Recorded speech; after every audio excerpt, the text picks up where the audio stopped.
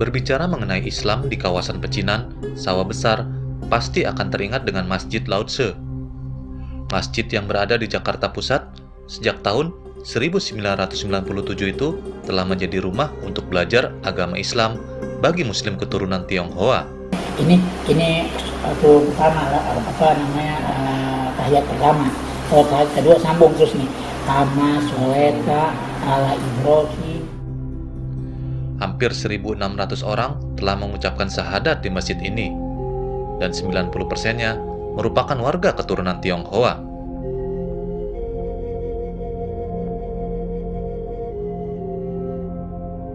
Masjid ini pun sering dikunjungi oleh wisatawan. Arsitektur bangunan yang bergaya Tiongkok, serta didominasi warna hijau, merah, dan kuning, mirip sebuah kelenteng. Masjid ini pun kini menjadi salah satu destinasi wisata religi yang ada di Jakarta.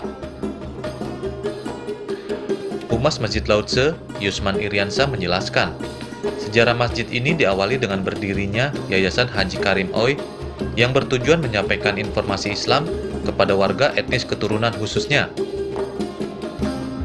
Hal ini menurut Yusman agar warga etnis keturunan merasa nyaman ketika di masjid dan seolah berada di dalam lingkungannya sendiri. Sejarah berdirinya Masjid Lao Tse ini diawali dengan berdirinya Yayasan Haji Karim Ui. Yayasan Haji Karim Ui itu didirikan dalam rangka kita menyampaikan informasi Islam kepada saudara-saudara kita dari WNI keturunan Cina.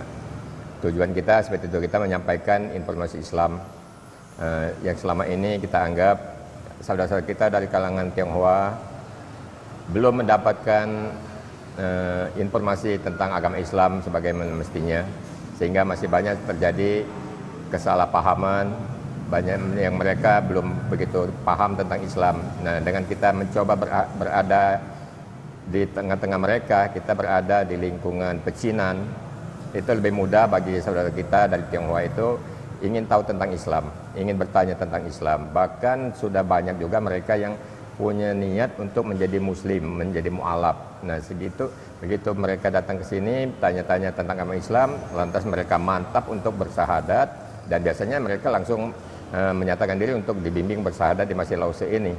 Dan itu didirikan Yayasan Haji Karim itu tahun 1991 oleh beberapa tokoh agama Islam, tokoh ormas Islam. Itu ada dari Muhammadiyah, dari NU, dari Al-Wasiliyah, dari ISMI, KAHMI, dan macam-macam, bahkan dari tokoh-tokoh Cina Muslim yang ada di Indonesia.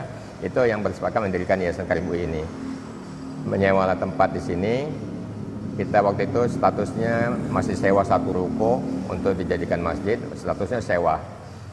Itu sangat rentan juga, sewa tapi dijadikan masjid. Kalau misalnya tahun depannya pemilik ruko ini tidak memperpanjang sewanya, tamat juga riwayat masjidnya gitu.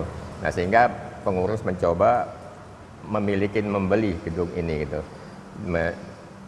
Pemiliknya menawarkan untuk dibeli, tapi pengurus waktu itu belum punya dana untuk membeli, sehingga mencarilah donatur siapa yang akan membantu bisa membeli gedung ini. Nah, waktu itu lewat Bapak B.J. Habibie, Profesor B.J. Habibie waktu itu yang menjadi donatur membeli gedung ini. Waktu itu lewat Yayasan Abdi Bangsa milik Republika juga. Itu Pak Habibie yang membelinya, membayarnya, dan meresmikan Masjid Lao Tse ini pada tahun 1994. Didirikan dinamakan Masjid Lao Tse waktu itu juga karena pertama tadi kita dalam rangka kita pendekatan kita kepada saudara kita dari keturunan Tionghoa, sehingga kita mencoba pendekatannya itu supaya mereka tidak merasa aneh, tidak merasa asing, masuk ke dalam masjid itu merasa tidak asing, sehingga namanya kita pakai nama yang akrab dengan mereka, bahasa Mandarin, itu Lao Tse. Dan memang kebetulan kita yang berada di Jalan Lao Tse, sehingga kita namakan juga masjidnya Masjid Lao Tse. Selanjutnya kita mencoba pendekatan-pendekatan supaya saudara kita itu datang ke sini tidak merasa masuk ke dalam masjid, sehingga suasananya, nuansanya juga kita tidak seperti masjid pada umumnya, tapi kita lebih mendekati mungkin suasana mereka yang selama ini familiar sama mereka, misalnya seperti kelenteng atau wihara, sehingga kita cobalah bentuknya warna-warninya seperti di kelenteng. Nah, sehingga mereka dengan senang hati datang itu, tidak merasa canggung, tidak merasa minder untuk datang untuk belajar Islam dan menyatakan ingin masuk Islam, itu tidak merasa canggung karena mereka merasa seperti biasa saja sudah mereka lakukan selama ini, seperti di kelenteng atau di wihara gitu. Seperti itulah tujuan kita. Alhamdulillah dengan keberadaan kita ini lebih mempermudah saudara kita yang dari Tionghoa itu ingin tahu Islam dan bahkan ingin menyatakan masuk Islam seperti itu.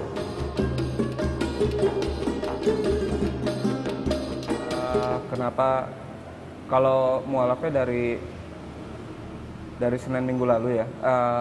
Ya minggu yang lalu, bukan Senin ini. Udah seminggu lebih. Dan kenapa di Lose? Sebetulnya rekomendasi dari teman gitu.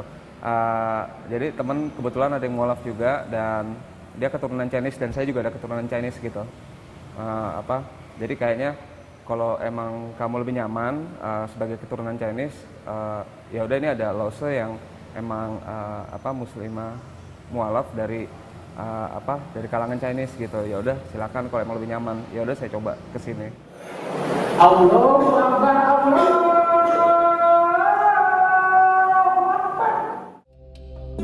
Yusman pun mengakui bahwa keberadaan Masjid Lao-Tse sangat bermanfaat bagi warga sekitar. Seperti halnya menjalin kerjasama dengan lembaga amil zakat, dengan membuka klinik atau rumah sehat untuk memberikan pengobatan gratis kepada warga maupun mualaf yang tinggal di sekitar masjid. Keberadaan kita juga di tengah-tengah mereka ini daerah pecinan, kita mencoba bermanfaat untuk warga sekitar sini gitu. Jadi misalnya kita membuka kerjasama dengan Basnas, kita ada rumah sehat, klinik sehat, kayak klinik memberikan pengobatan gratis gitu ya.